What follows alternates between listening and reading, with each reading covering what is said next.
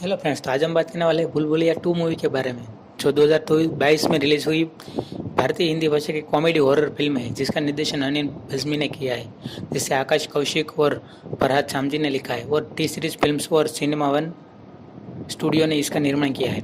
Film में आगे बात करें तो भूल टू में 2004 में राजस्थान में के भवानीगढ़ में एक हवेली में शक्तिशाली जादूगर और पुजारी पवित्र अनुष्ठान करते हैं और मंजुलिका नामक एक दुष्ट आत्मा द्वारा महल में अलौकिक चीजें होने लगती है, जो परिवार की अंजुलिका पर हमला करने पर आमदा है।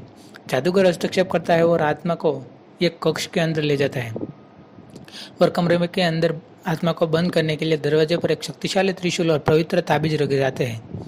इसके बाद परिवार सुरक्षा के लिए हवेली को छोड़ देता है।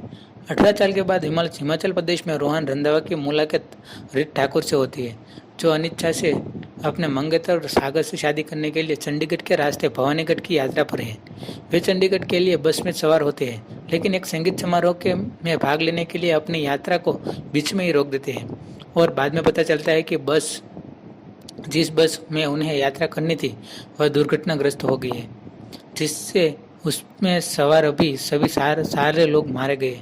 इसके बाद ठाकुर, जो 18 साल पहले खाली हो चुकी हवेली के मालिक है, ने उस मृत मान लिया। रीत अपने परिवार से संपर्क करने की कोशिश करती है, लेकिन फोन पर वह अपनी बेटी बहन त्रिशा और सागर के बीच बातचीत सुन लेती है, जिससे उसे पता चलता है कि उनके बीच एक प्रेम संबंध पनप रहा है। उन्हें शादी का तोहफा पाने की कोशिश में, ताकि वह उसे प्रेम संबंध में पड़ने से बच सके।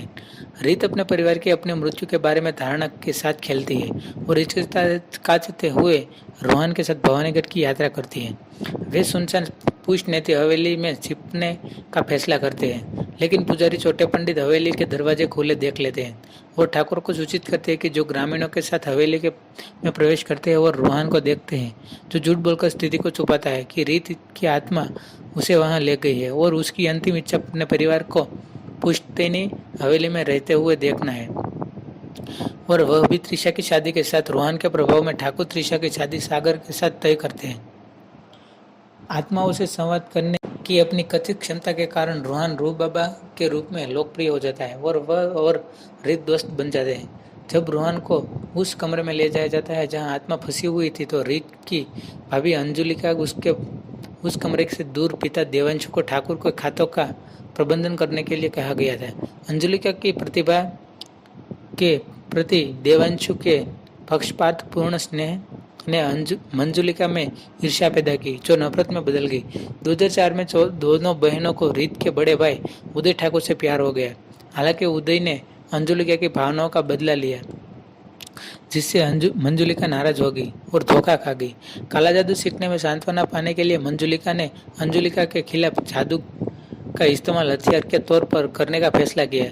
उदय और अंजुलिका की शादी की रात मंजुलिका ने सच्चाई का पता लगाने के लिए देवांशु को बेरहमी से चाकू मार दिया और अंजुलिका की हत्या करने की योजना बनी, लेकिन अंजुलिका ने खुद को बचा लिया और आत्मरक्षा के मंजुलिका पर चाकू से वार किया, जिससे उसकी मौत हो गई। मर जाने के बावजूद मंजुलिका ने परिवार को अकेला नहीं छोड़ा, क्योंकि उसकी आत्मा उन्हें नुकसान पहुंचाती रही और उसने उदय को बालकनी से धक्का देकर उसे लकवाग्रस्त कर दिया।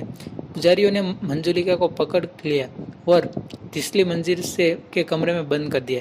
फ्लैशबैक के बाद रीत के पिता रोहन को बताते हैं कि मंजुलिका के श्राप ने उनके परिवार के 8 सदस्यों को मार दिया था।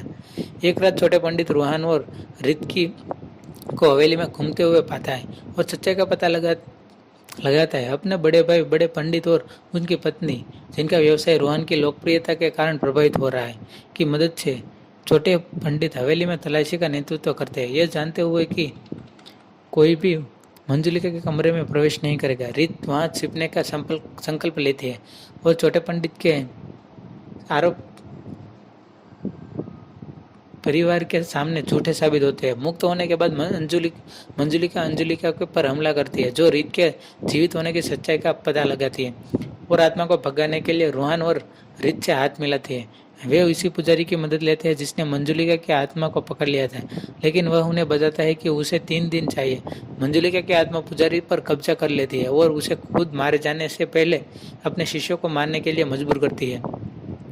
रोहन आत्मा का सामना करता है और डर के मारे छत से गिर जाता है। रोहन महल में वापस आता है, बंगाली में बातचीत करता है और खुद को मंजूरी का होने का दावा करता है, यह बताते हुए कि वह ये प्रेतग्रस्त है।